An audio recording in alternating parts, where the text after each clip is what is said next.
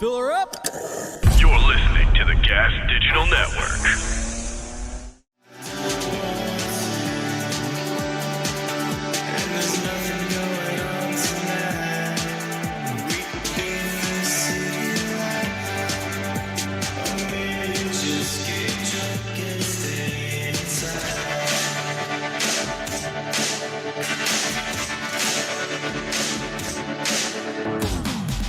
Good afternoon, Michael Malice here. Let that be your welcome for the next hour. We have with us our returning favorite guest of some of you, Comic Dave Smith. He is host of Part of the Problem. He is 1/3 Legion of Skanks. His comedy special Libertas can be watched for free on iTunes.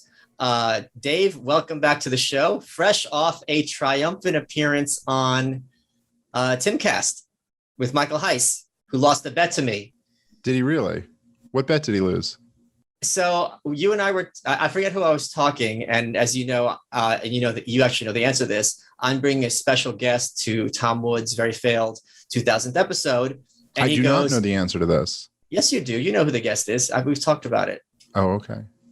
Well, you do, but I'll tell you, I'll remind you. And he goes, I bet $100. I think it was Ron DeSantis or Ron Paul. And I go, I'll take that bet. And I go, as an anarchist, are you going to keep your commitment in writing? And he goes, yes, but I'll have to pay you after that weekend because that's my wedding. And I'm going to be there. Give me that money. Give me that money. This is a bet I'm pretty sure I'm going to win. I'm missing all of these events, both Michael's wedding and Tom's 2000th, because You're going to be a dad again. Yeah, my wife's having a baby, and she's making me go to the stupid birth. Won't even let me go have fun. You did this to me, you awful man. You put this seed inside of me. Take it out. Take it out. In those words. And she said that before she was pregnant, which is creepy. So I want to hear your thoughts about doing Timcast. I thank you very much for the shout outs. It was very odd because I was with a friend of mine and like 3 people texted me within a minute of each other. And I'm like, oh, this is the Machine Elves. And it's like, oh, wait a minute. No, it was because you mentioned me at that moment on Timcast. I did not do Timcast. I did what is now known as the Michael Malice Fancast. So that's what I was on. And it was an honor to be on. It made a lot of sense. I'm a big fan of Michael Malice. And that's the show from now on. But, what's he like in real life? I heard he's kind of a pretentious prick. Oh, no, that's just that's a shtick he does on air. As soon as you get off air, totally down to earth, great guy. Oh, but as you know, his whole team is like super cool. I really like all of those guys. Like Lydia's great, and the whole like crew. They always have like this. I don't know exactly what everyone does, but there's a lot of people involved in the operation. It's like the Manson family. Yes, yeah. There's a whole bunch of them, but they're really cool. And it's I find it and this is, by the way, I think maybe a difference between like temperamentally left versus right. But I genuinely, not because of I intellectualize our philosophical views, just like my gut reaction, I find success inspiring, and my gut reaction is not like envious or like that it's somehow wrong. Like I really find success to be like inspiring, and just seeing what they've built there is like so freaking cool. And so I always enjoy doing it. This one was particularly fun because I got to bring Heiss along with me, and there's something cool about that. Getting like there's something really fun, and I know you've had this experience a lot, but kind of like getting people who you really like in front of more people is just a very rewarding thing. Can I tell you about that? There's this, I had this epiphany over the weekend. This just happened. There's a band I really like. They had one album in 2002, and it's the kind of album I really much go back to every so often. And it's also the kind of music that I know no one listening to this would possibly like. It's just like the most sissy thing ever. The band's called Insta. But I'm like, you know what? Next time I'm on Rogan or on Tim, let me wear the shirts from these bands, because a lot of times with these, especially bands, they produce something that's really kind of magical and special to them, and it goes nowhere or doesn't, get legs. Insta has some cred in certain circles. So I'm like, let me start doing that. It's really, as I emailed them and I'm like, hey, and they go, we'll hook you up with the swag. So I really do like that. And I think it's important. You did this for me. It was really nice at Skankfest. You wore your welcome shirt. Right. When I'm a fan of someone, I also like it. Be like, oh, they're friends with this other person. It makes me feel like more of a part of a community. It makes people feel less alone. Yeah, no, absolutely. And there's something, especially when it's something that like is meaningful to you, that you got real value out of, the idea that you could give that to someone else is like a really beautiful thing. Like, who knows, maybe like just even if it's just a few people saw that shirt that you wore, looked into the band, and then really enjoyed the music the way you did. What a cool thing to be able to help that band who gave you something of value. At no cost. At no cost, and also give that person something of value to them too. It's just, so it's really beautiful energy. So I loved that. And I was really proud of Heist, because he was great. And he's not like us. Like, this isn't his forte. Like, he doesn't do this for a living. He's like an organizer and an activist. And, and then to get on like a really big platform that can be a little bit intimidating for people who aren't like professional broadcasters or personalities of some sort. And I thought he was just great. And I had a lot of fun. It was the most fun I've had on there yet. And part of it also was, it was Ron Paul's birthday. And I felt like there was this cool thing that we were like, kind of like carrying on his, message on his birthday. We gave him a bunch of shout outs, and I got to say a lot of the stuff that I wanted to say to that big audience. So it was great. Yeah, it's really becoming bizarre. Because I don't listen to podcasts, because whatever, it's not my thing. It's because it takes me back to kind of school, I guess, when you're just sitting there having to listen to people. I get antsy in my seat because you and I are both obviously talkers for a living. And I was in LA. The guy at the taco stand knew who I was because of Lex Friedman, like the TSA guy. And a cop stopped me because they were fans of Timcast, and that was kind of a weird situation. Cop one's the most dangerous when you've really made yourself the relentless. Oh no, he said, "Oh, I'm a big fan." I just go, "You're a cop." And I shook his hand, but I'm a big fan. I go, "You should listen more then." Yeah. It's like yeah. And actually, the way I said it reminded me of when I was. This is a complete aside, but it's one of my favorite moments because it was very much a sitcom moment. I was in college. I was at Bucknell, and I was a business major, and a bunch of us had to give a presentation on some topic. I don't remember what it was. So I was wearing a suit, which was like maybe the first time since like bar mitzvahs that I'm wearing a suit, and 3 other guys, and this kid Derek, I forgot his name until just now, was looking at me, and he goes, Hey, Michael, like, oh, where'd you get that suit? Like Gap Kids or something like that. And like the people in the hall start laughing. And I was just flummoxed. And I delivered it perfectly, not intentionally, but I was just so like taken aback. And I just go, "You're fat." And like everyone just lost it. And he just had to smile there nodding while like this almost like laugh track just kept going. And he's like, "Oh," it was really like pause for comedic effect. And I gave him an eating disorder because he did lose a lot of weight. So credit to him. And credit to you. You may have saved this man's life. But that's what I was like. I'm like, "You're a cop." It was just such like a visceral, like, what are you talking about? So that was fun. I was supposed to be booked tomorrow to do it with a very special guest who I can't announce, but I couldn't do it because I'm about to move, which I am really, really excited to move to Austin. I was panicking a little bit, but I calmed down and I had a strategy. One of my panics was this. I'm like Encino Man. Like, you live in New York all your life. You're moving to Austin. First of all, I don't know where Austin is on the map. Like, I only figured it out this past weekend. I just know you get in a plane and you end up there. That's all I know. Yeah. I don't know how to drive. There were a lot of things I was getting scared of, which is I've never been in a building without neighbors. So part of me was like, okay, is this going to be like creepy and spooky? Part of me was also scared. I don't know how to drive. So am I going to feel trapped in my space? Because as a New Yorker, if you could just hop on the train and go anywhere in 2 seconds. And I'm like, you know what? Worst case scenario, I'll take Ubers everywhere. That's fine. And then also a good friend of mine, the Taylors, they're like 3 houses down. I still haven't seen my house, by the way. Michaela Peterson was there last week. She filmed me a video of the outside, but since they have the same house, like 3 doors down, I know what it looks like from the inside. I had a video, but I'm going there sight unseen, just getting the F out of Dodge. Yeah, dude. Well, I'll tell you, which is weird because like through this whole thing, me and you really haven't seen each other much, although we talk constantly and for long periods of time, you know what I mean? But it makes me feel a little sad. Like it's such a weird feeling, but it's just like, that you're like further, like you feel like my buddy Michael is right there. Like we're like an hour away from each other. I'll say to me, like, I think a really important life lesson is that change is inevitable and life is about phases. And you basically can either embrace that or resist it.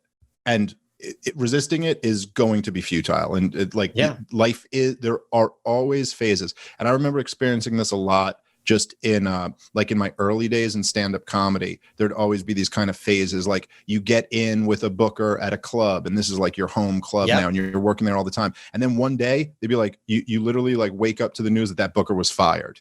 And you're like, oh, that's my whole identity is I'm a regular at stand-up New York. That's like where I get up all the time. And then like, but then there'd always be some other club becomes your home club, some other thing. And to me, it was always like, fortunately, each phase was like better than the last one. And I know this is something I was just talking to my wife about the other day, where so my wife's due in October, and it's just kind of starting to hit us that these are the last few days of it being the three of us. Me, my wife, and my daughter. And this has been the most beautiful phase of my life. And there is something sad about that, even though I'm really excited for the next phase, that it's like, this feels like a really significant, change. And of course it is. But you kind of learn, I think, the more you go through them, that life, the beauty of life is that it's an adventure, and that it's always going to be the next phase and the next phase and the next phase. And you always just want, appreciate everything you got out of the last one and look forward to the next one and dive into it. Yeah, I had a little mini breakdown last week, and then I'm like, just calm the fuck down. It's not like New York is being destroyed. It's just going to be harder to get to. And at any moment, if I feel like it, I can hop on a plane and return here. What I can't get back to is the New York I love. So for people who are listening, you might not be aware of this. They've instituted vaccine passports here in New York. If you want to go to a restaurant, you have to show proof of vaccination. I'm not going to do this on principle. I used my Soviet techniques and got into 2 restaurants, using chicanery. But this, if I don't know what I would do long term. But so you've already experienced this, where they asked for twice. And so what did you say? I don't want to get people in trouble. Sure. But I knew how to work the system thanks to the Soviet DNA and also the Jewish DNA of subverting that system as well.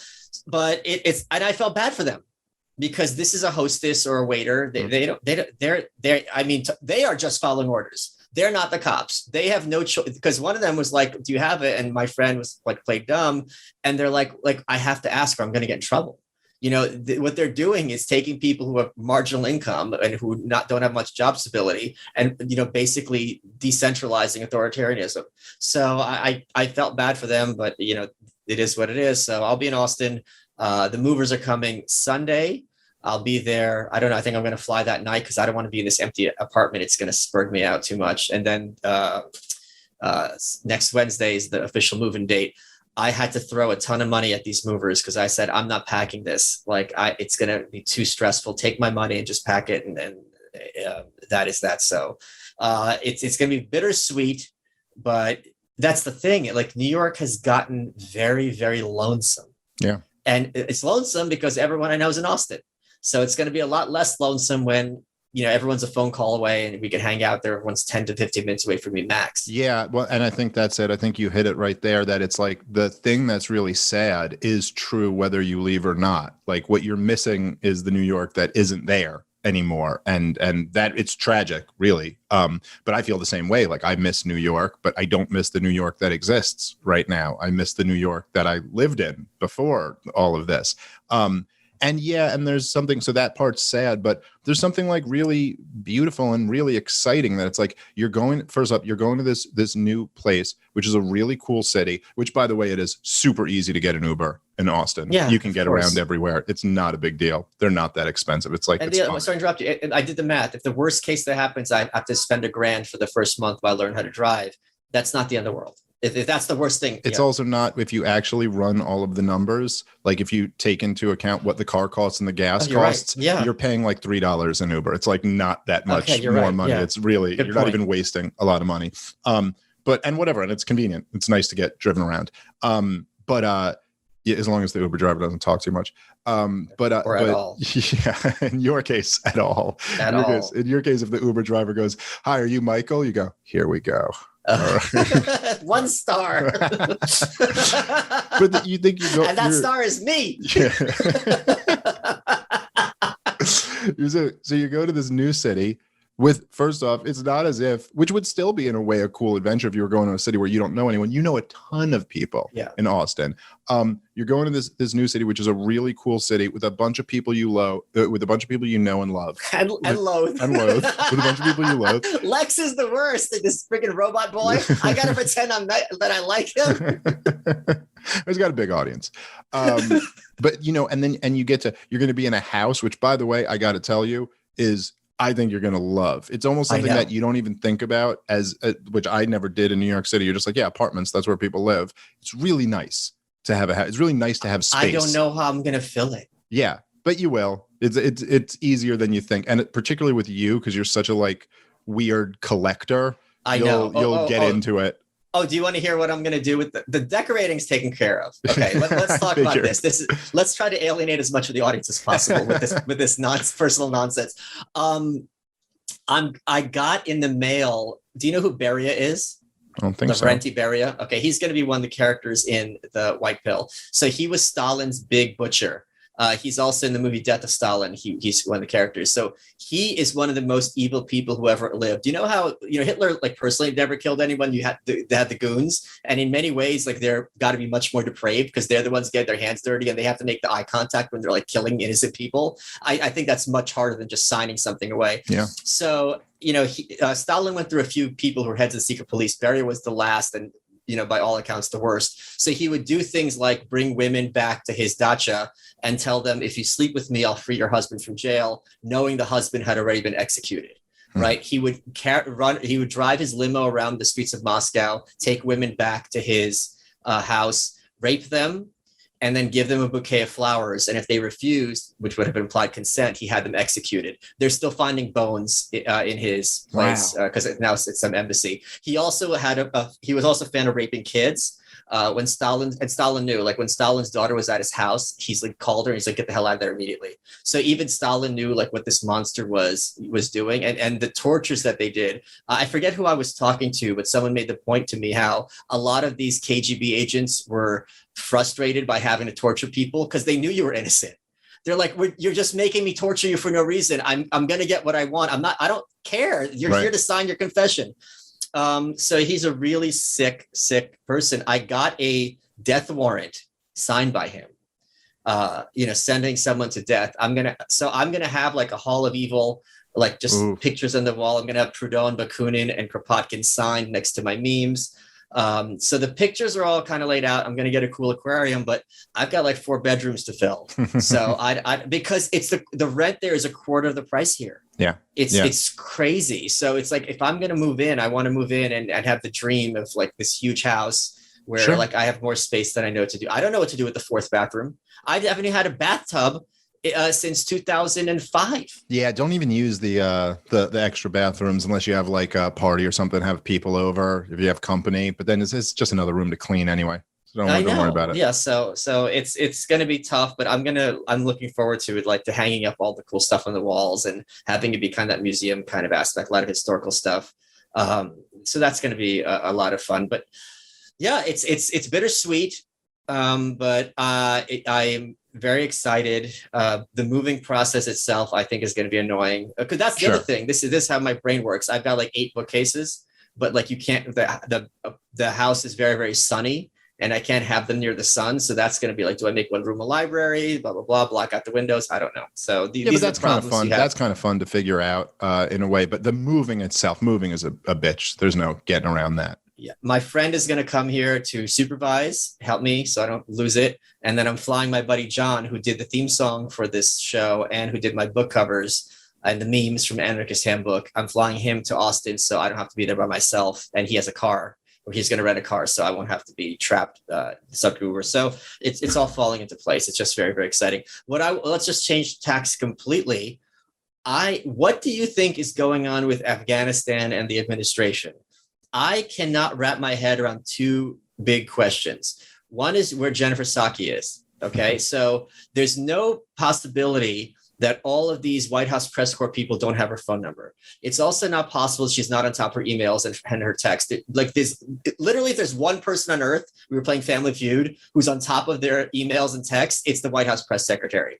What I don't understand is, and I would love to hear if you have any theory, because I don't, why they aren't trying to track her down. Now, people are going to be like, okay, they all work together. Sure, but they're also snakes, right? And that one person is going to, the hard part of any conspiracy or any kind of cartel is this huge incentive to be that one person is going to break, because then you get all the disproportionate rewards, right? If we're all agreeing not to sell our oil at $5, or whatever, to keep it at 5, and I go, I'm going to drop it to 4, I'm getting 100% of the market. Right. So it's really, really hard to keep everyone on the same page, especially when everyone's a shady snake like the White House press corps is. So I don't have an answer for this, and I'm very curious to hear your perspective. Yeah, well, they certainly haven't been able to keep everybody on the same page even already. I mean, Blinker has contradicted things that Biden has said. Yeah. His Pentagon and Department of Homeland Security have contradicted him.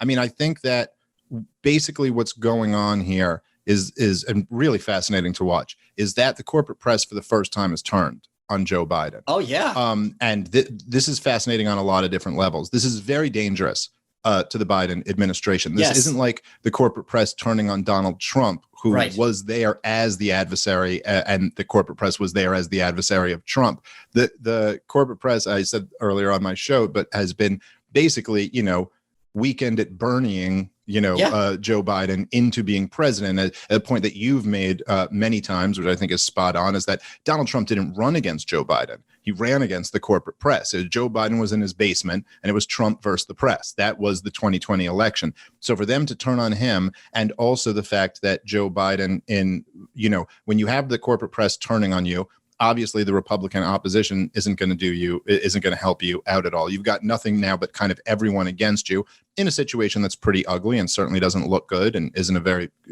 good political event to happen. And then the guy you've got happens to be a borderline senile person who has trouble putting two sentences together. I think you're watching freak out mode right now. And they don't know exactly what to do and how to handle this. And I don't blame them. Oh, yeah, sure. Well, I actually, to be honest, I don't blame them for any inch of this. I think the thing to me that's the biggest takeaway from all of this, and I was saying this on Tim's show a couple nights ago, is that, so I saw Charlie Kirk tweets out, and he goes, and this is like such a great, like, kind of BoomerCon conservatism Inc. take. He goes, when you've lost CNN, you're really blowing it. So that's his take to Biden. See, Biden's this bad that he lost CNN. Talk about just missing the entire picture of what's going on here. It's like, no, Charlie, think for a second here. Why did he lose CNN? What did he do that lost CNN? He ended a war. Yeah, that's what it takes through all of the disasters. I mean, I said this on Tim's show. I said, did Obama lose CNN when he destroyed Libya? Nope. Not at all. They were quite pleased with that. How about when he helped the Saudis launch a war of genocide against the people in Yemen? Nope. No, didn't even slow him down. Not a little bit. All of these disastrous wars, which Biden certainly supported the war in Iraq under George W. Bush ferociously. None of this cost them any points with the corporate press. The crisis at the border, inflation, lockdowns, vaccine passports, the opioid epidemic, none of these are disasters, just this one. All of a sudden, they're humanitarians when it comes to the people left behind in Afghanistan, not the millions of people who have been killed in the war in Iraq, Afghanistan, Somalia, Libya, Syria, Yemen, not that. That doesn't do it. It's this one thing. So this is fascinating in a way to watch, that the entire corporate press apparatus has been turned against their guy, all because he, for the first time in my lifetime or yours, ended a war. Hey guys, Michael Malice here. I want to take a second, tell you about a sponsor we have, which I really, really like, which is Fume. If you go to breathefume.com, BREATHE fume.com, use code Malice10, you get 10% off your order, and you won't be like Dave Smith, who is a very failed podcaster, because you can stop smoking and vaping. This is a great idea to help you off of that horrible habit, especially smoking. So what is Fume? It's a Canadian-made wooden inhaler. There's no electronics, and they have these cores, which are kind of, you stick at the end, and they have filled with the benefits of super plants. So they've got a few of them. They've got lemon berry bliss, which is lemon, lavender, peppermint for allergy symptom relief. They got reassurance, which is lavender, lemon, and cinnamon. They all smell nice. They all smell interesting, but it's a great thing to do with your hands if you're trying to kick that nasty habit. If you go to breathefume.com and use code Malice10, you get 10% off your order. And by the way, all the people tweeting at me that this has helped them quit smoking really means a lot. And I'm really glad to be sponsored by a company that is helping people with their health. Let's get back to the show.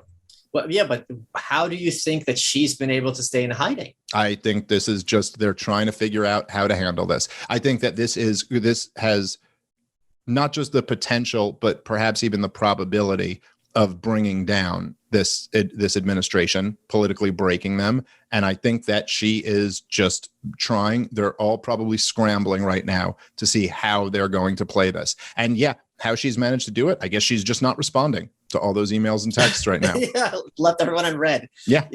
That I'm kind of surprised about. What the other thing is Jack Posobiec, and I know a lot of people here have mixed feelings about him, and that's fine. But from what I've seen, his reporting has been pretty spot on. He's been reporting that Kamala Harris's team and Joe Biden's team are basically at war. That she was heard to say, "You're not pinning this shit on me."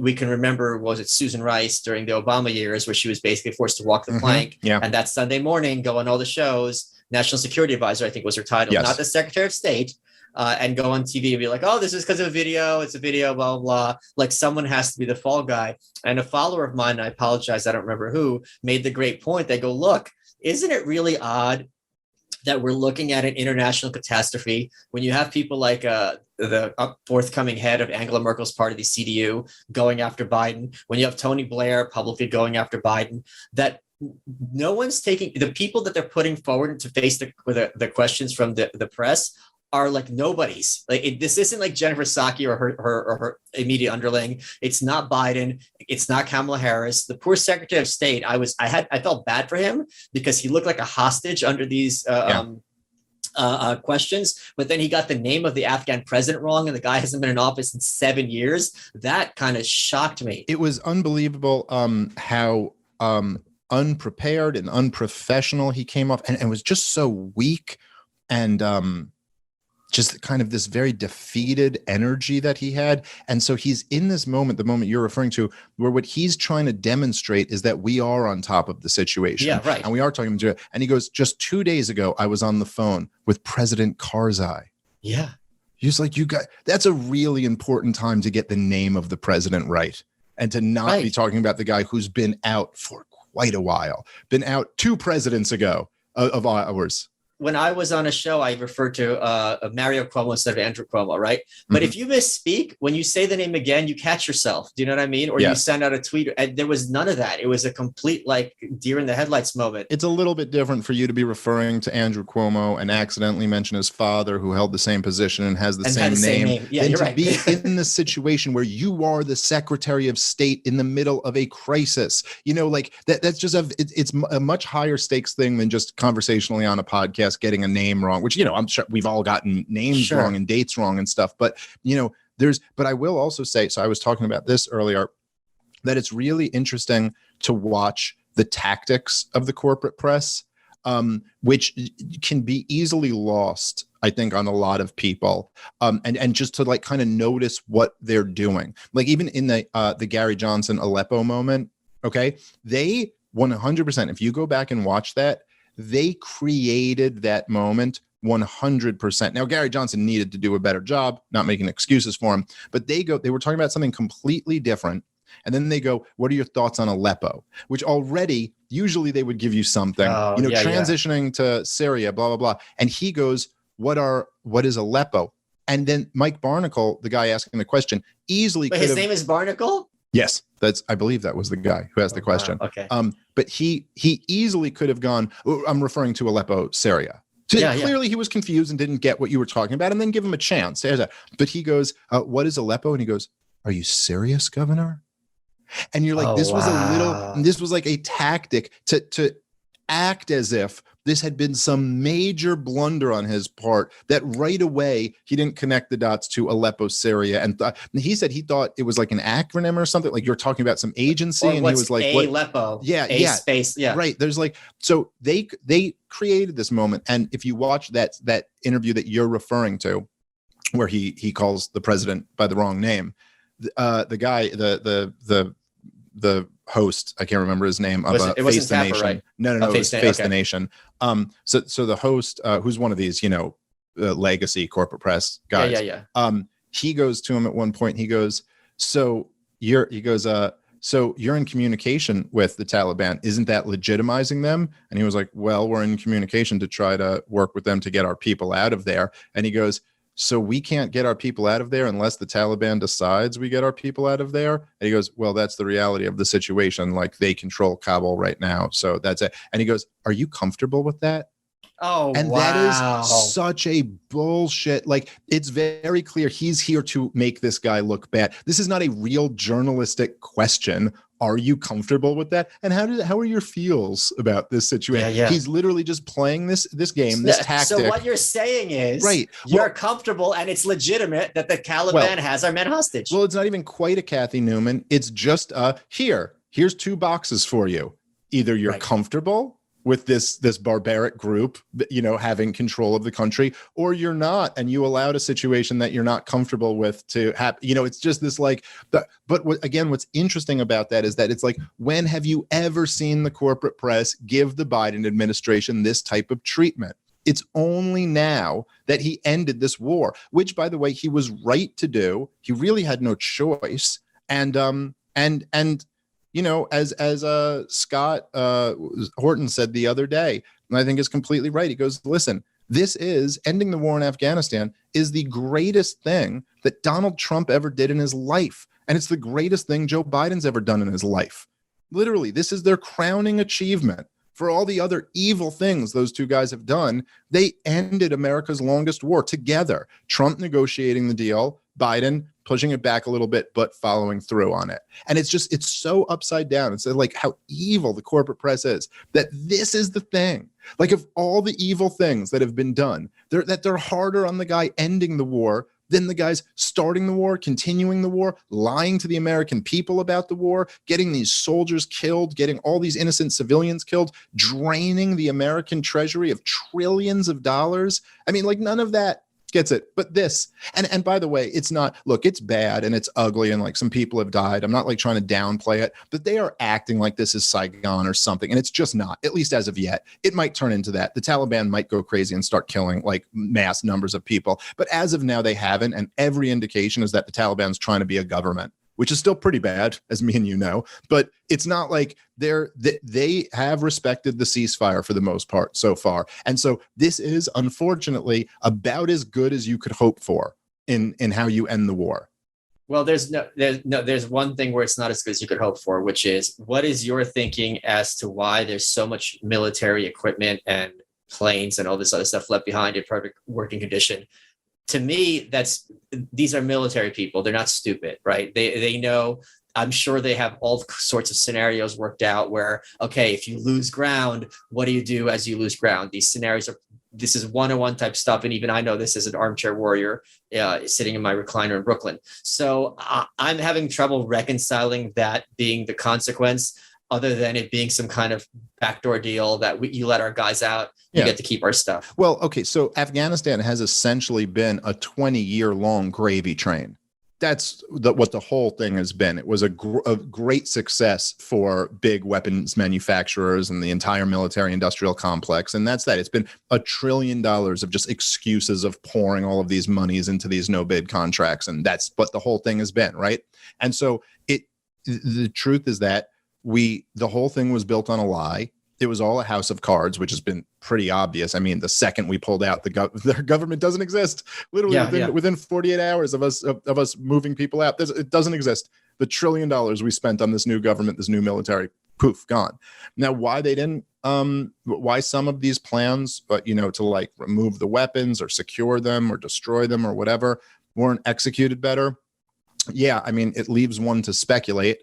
It's possible that there are some shady deals being made, but I also tend to err on the side, again, this is just speculating, but I err on the side of, I think that, look, both Trump and Biden faced enormous pressure not to do this. Of course. Enormous pressure from the Pentagon, from all types of very powerful people to not pull troops out of Afghanistan. They did not want this war to end because it is such a great gravy train for them. And I think there's a lot of people who are sabotaging the withdrawal. And that they're like, okay, if you're going to end a war, we're going to make ending a war painful. look like the worst thing ever. So the next time someone tries to end a war, we can go, well, look what a disaster ending the war was. And of course, they couldn't do this without the corporate press, who will relentlessly focus on the disaster of ending a war and completely look the other way at the disasters of a war. And I said this the other day. I was on Kennedy, and Guy Benson was hosting. Oh, and Guy Benson, who, for anyone who doesn't know, is a very kind of BoomerCon. Yeah, Fox News host, and I like Guy. He's a nice dude and everything, but he's not Kennedy. He's just a typical Fox News guy. And he said to me at one point, I think he's much more like National Review than Fox. Yeah. Okay. Yeah, you might be right about that. He's no Tucker. But Tucker isn't the traditional. I think of I'm thinking more O'Reilly and Hannity type, which are very maybe close. Like a 90s Fox guy or much 2000s. Yeah. And he said to me at one point, he goes, Dave, we've all seen the images. We've all seen these horrific images of, the people trying to grab the plane and all of this. And I was like, yeah, exactly, Guy. We've all seen the images. Have we all seen the images of the children starving in Yemen in the war over the last 8 years? Well, the corporate press isn't that interested in making sure that we've all seen those images.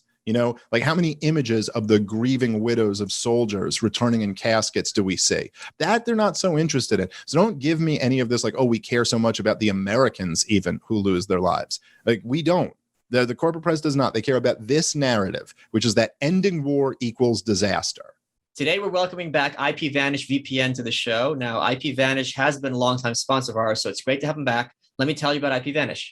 If you care about the security of your online activity, the easiest way to protect yourself is with IPVanish VPN.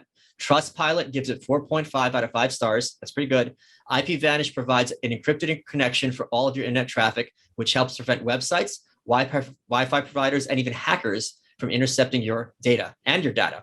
You can help keep your financial details, personal info, passwords, and online activity safe from threats with IPVanish. So you get started with a limited time offer. You save 50% of monthly and annual subscriptions by going to ipvanish.com/welcome. One more time, that's ipvanish.com/welcome, all lowercase. Let's get back to the show. I don't know if you saw this, but Robert O'Neill, who is known as the man who killed bin Laden, he changed his Twitter bio. We follow each other too. Just a dude who fought for this country for no reason.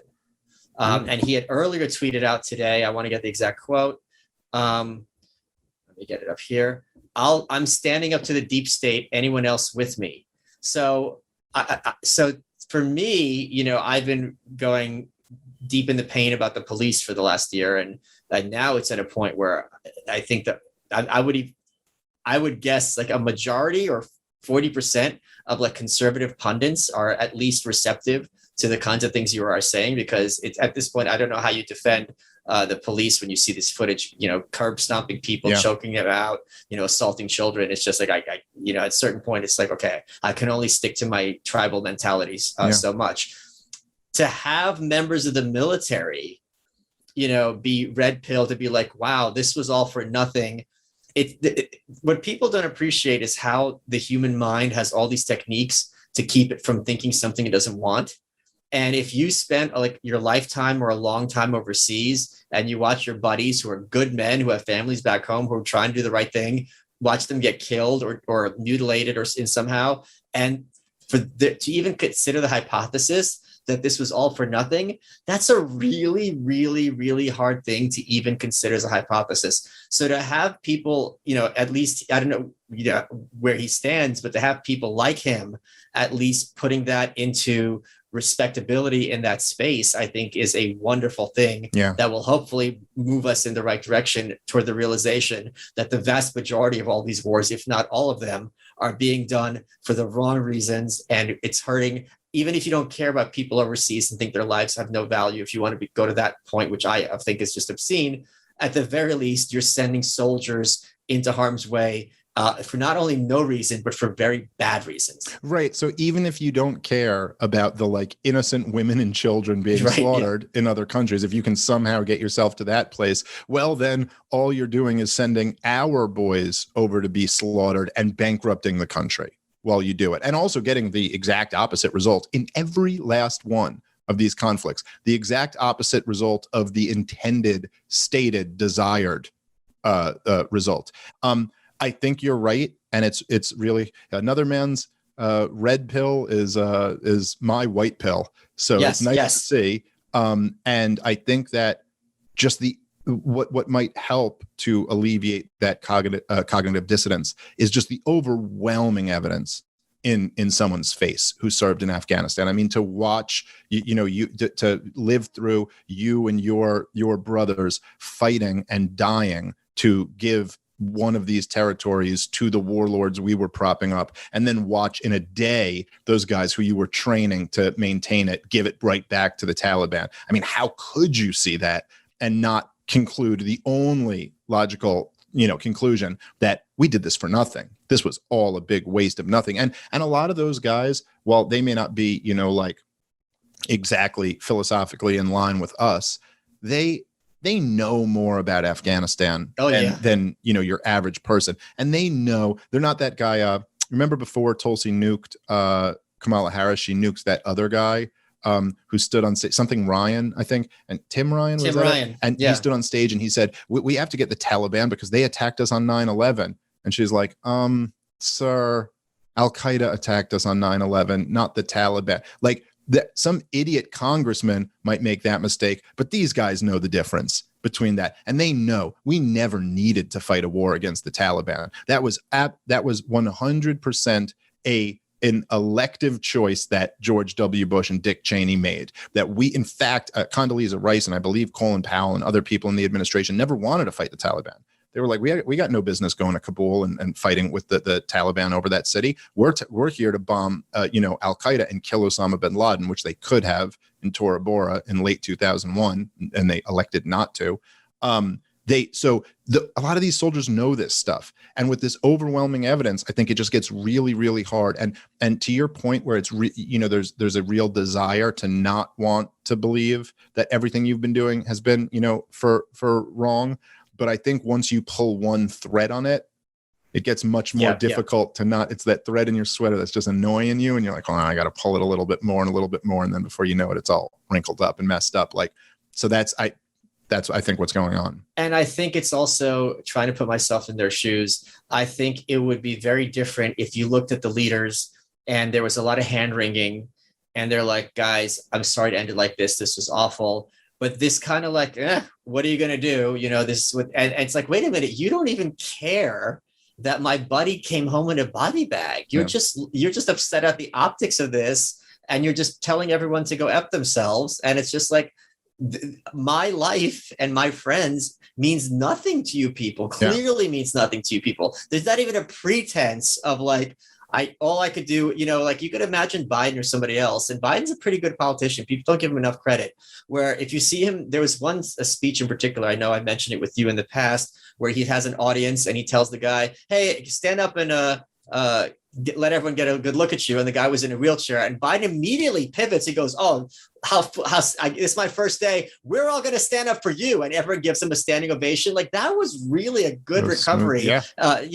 So it would have been like, look, when we're leaving, all my thoughts are all the men who lost their lives, and it wasn't pointless. This is what happened. And there was not even that pretense. So you can only, and the other thing, these men are putting themselves, and women are putting themselves in harm's way. For the president to be like MIA for like 2 or 3 days, it's like, I didn't have this luxury. If I got a fight, I can't be like, all right, like Afghani guys, I'm going to be back here in 3 days. Let's circle back at 4 p.m. Like mountain time. There was this this guy. God, I hate this because I can't remember who it was to give him the credit, but I think he was one of these like a journalist of some sort outside of the corporate press. It wasn't that Tracy guy, but it was like one of those types. Yeah, Mike Taibbi. It wasn't Taibbi. It was one of those who, by the way, Matt Taibbi's Substack is incredible. If you don't subscribe to that, I highly recommend it. Like him and Glenn Greenwald, you got to read their stuff. So he went on. He had this whole long Twitter thread about how to look at January 6th and to think about what made some of these people so angry. And he goes through how he was like, look, a lot of the conservatives who supported Donald Trump were like the Tea Party conservative types. Yeah. And he goes, these are people who carry around pocket constitutions and give them to their children. Like they take this very seriously. And they know that Donald Trump was framed by his own government for treason. And you don't understand how seriously they take that. Yeah. Like this isn't me and you being like, yeah, look, this, is confirmation bias. Of course, the government's evil and like, we'll do all these own things, and they don't follow their own democratic processes and all this. These are people who believe in the myth, they're like, no, we're going into the, I was saying this the other day that it's like, in their mind, they're like, what? We went into the people's house. How are we getting in trouble for that? And it's like, well, the first problem is you believe this myth that it's the people's house. It's not. It's the war criminal's house, and you just trespassed on it. So that's where you need to start to understand what's going on. But, it's like to try to understand these people, and there's no effort in the corporate press, within the Democrats at all to understand them. And I think that like Joe Biden and a lot of the response to this from Blinker and a lot of them, it's like there's no effort to even understand that to your average boomer, conservative, Tea Partier type, this is the worst thing in the world. Like the idea that the American military lost to a group of illiterate goat herders in Afghanistan and is then being humiliated as we leave. It's not that there's really a bloodbath. There's not. And really, the truth is that if the Afghan forces we trained had stood up to the Taliban, there would be a bloodbath. There'd be another 2-3 years of war, which the Taliban would win anyway at the end.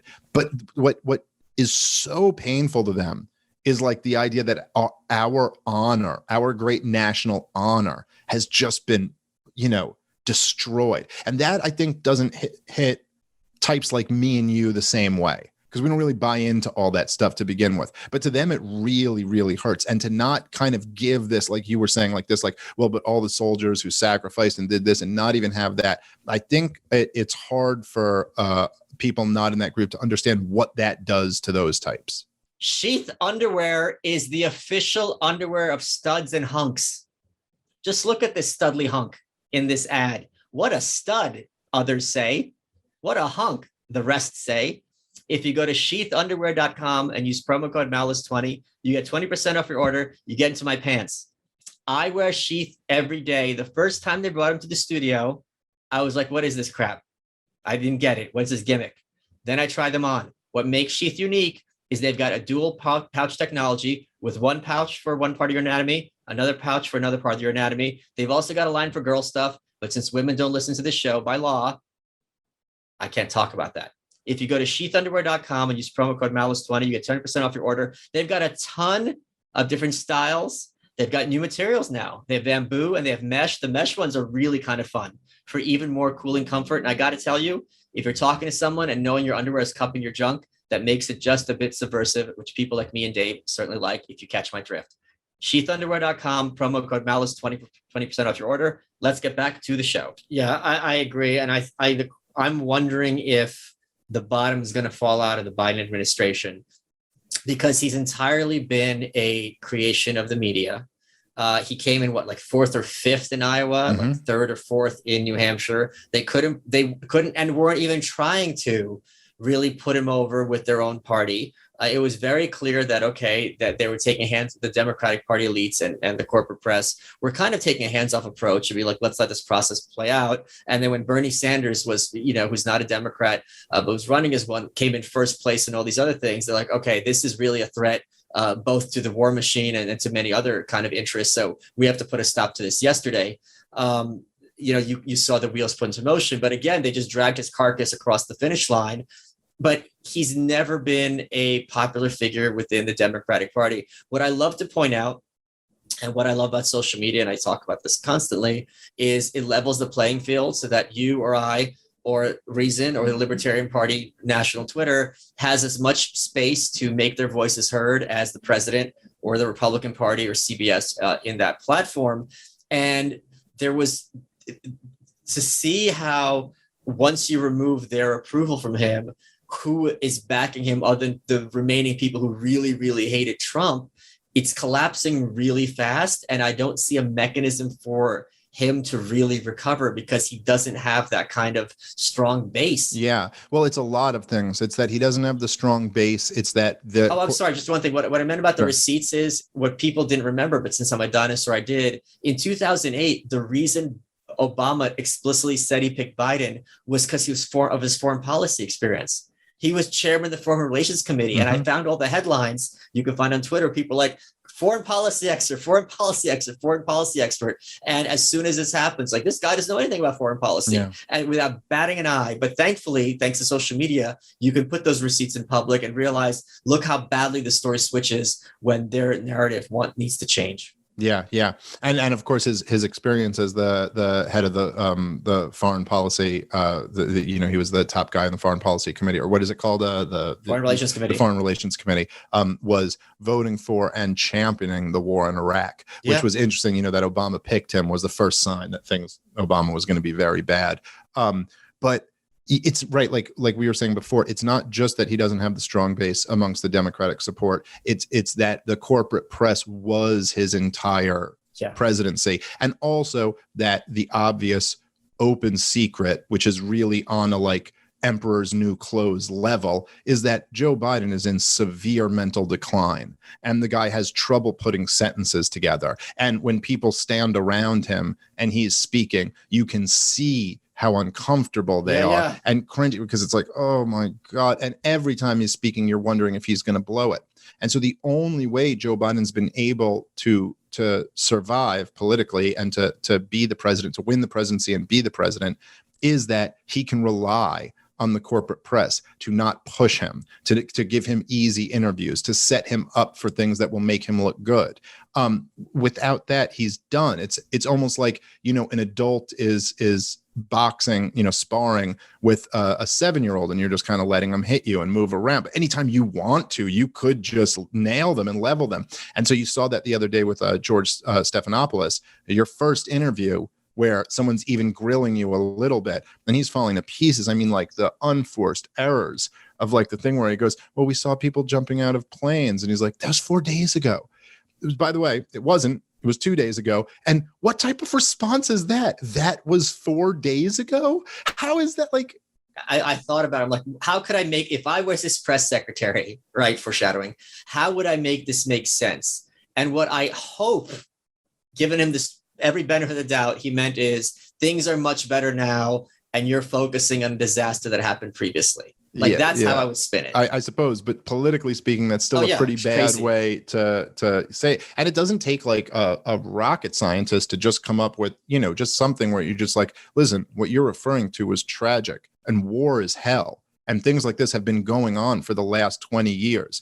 But we have no winnable strategic mission here in Iraq and in Afghanistan, and it has to be ended. It's like you could do something with that. He just has no ability. Like at this point, he probably could have pulled that off 10 years ago, 15 years ago, but he is in decline. And this is just such an obvious thing that everyone knows. Every time you look at the guy, he exudes like weakness and uncertainty and has a lot of trouble communicating at this point. It's kind of sad.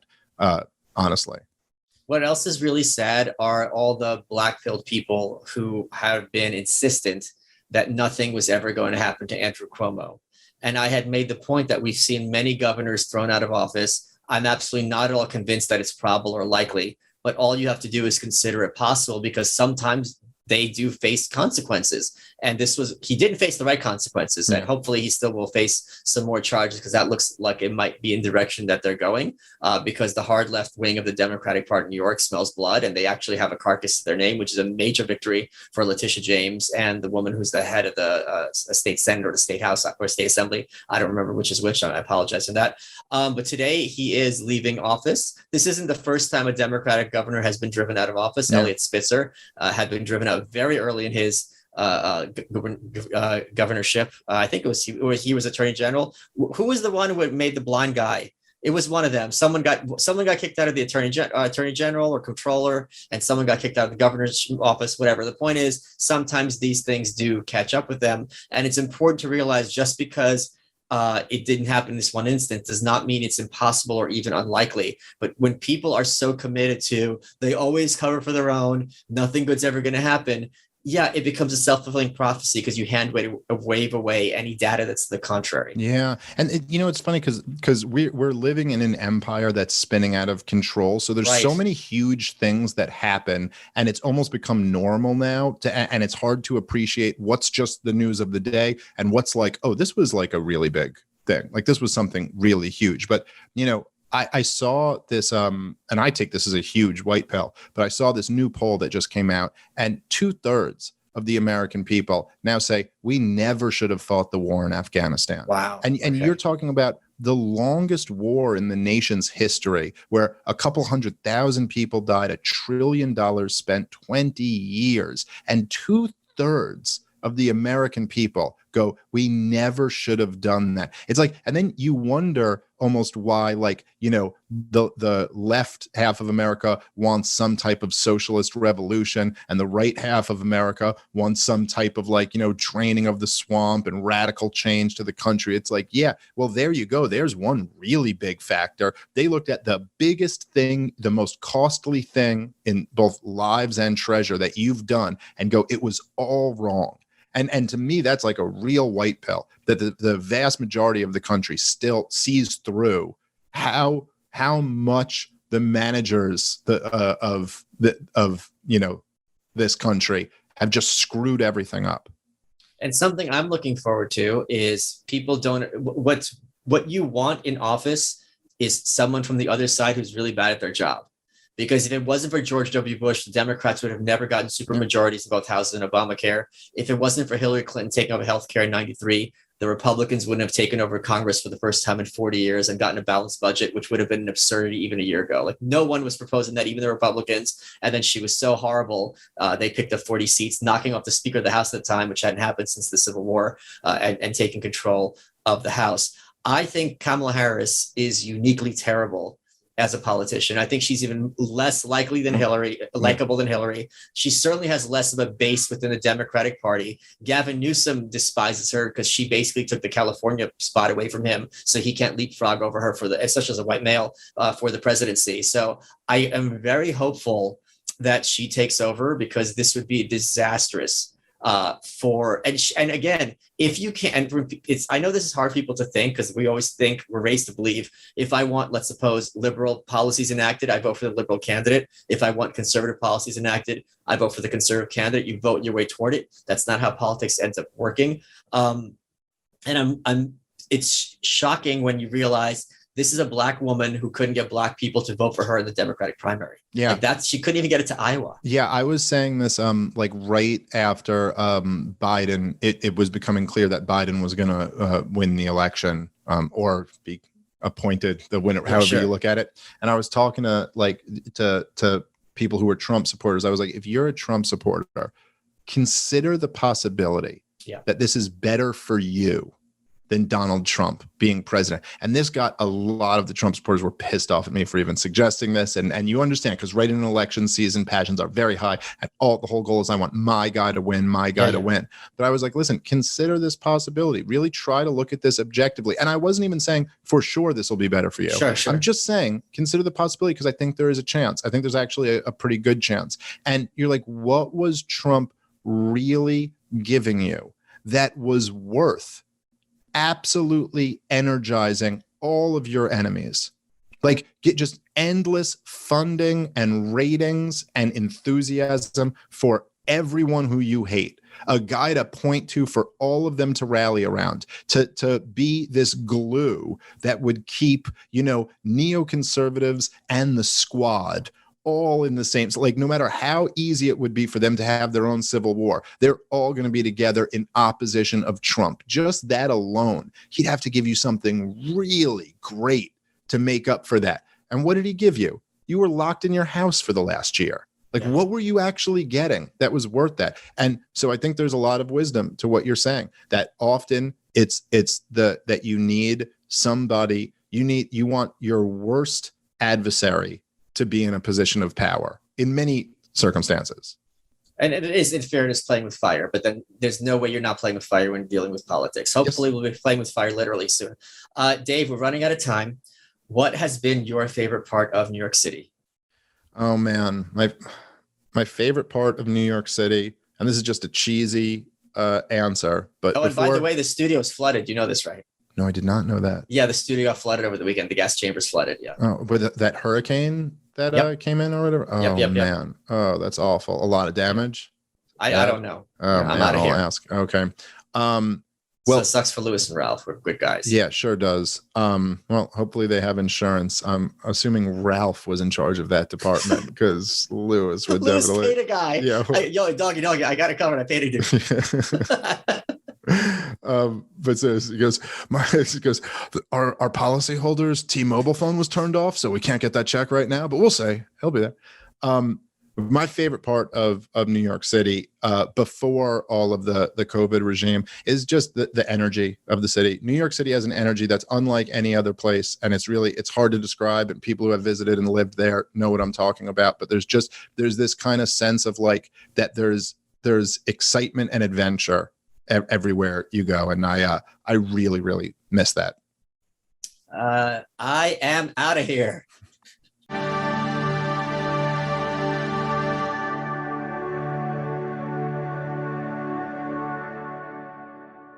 Hey everyone, before we go, if you enjoy this podcast, God help you, you might enjoy some of the other podcasts available here at gasdigitalnetwork.com. This week, we're highlighting the mothership, Legion of Skanks, with host Big J. Okerson, Luis J. Gomez, and Dave Smith. You can find the full catalog of episodes on demand at gasdigitalnetwork.com or catch the latest 15 episodes anywhere you find podcasts. Here is a clip.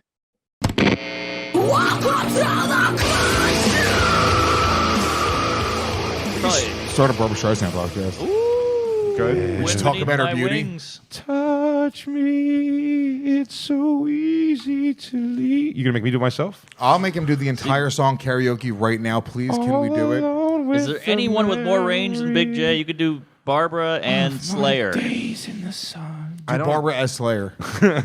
Go. That's an Irish request. It's probably an